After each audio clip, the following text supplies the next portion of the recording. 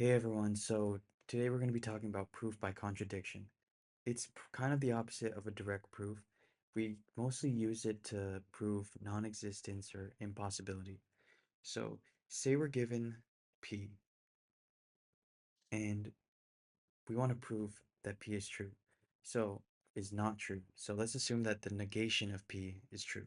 If we can somehow prove that not P leads to R, which is a contradiction, so not P implies R, we can conclude that P is true, because if not P is true and it breaks some sort of math law, it wouldn't make sense.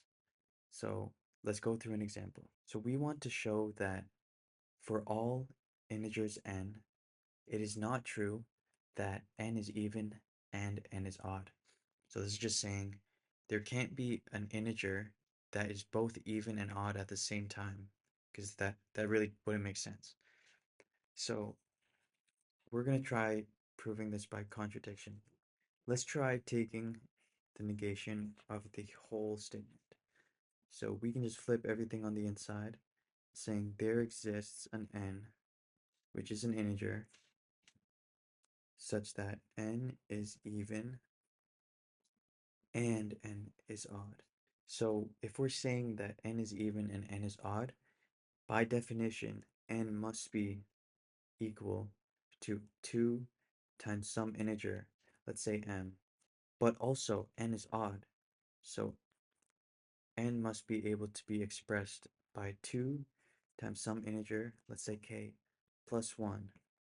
So we know that n is equal to n, obviously, so we can equate these two things because we're not necessarily saying that m is equal to k. They're not expressed by the same integer, but they're just expressed by some integer. So 2m is equal to 2k plus 1. So let's say we move the k, 2k to one side. We just get left with 2m minus 2k is equal to 1. Okay, so we can factor out a 2. 2 times m minus k is equal to 1.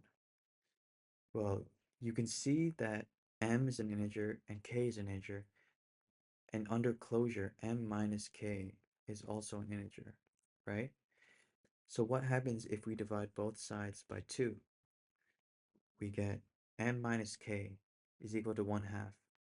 If we said earlier that m minus k is an integer, so this is our contradiction.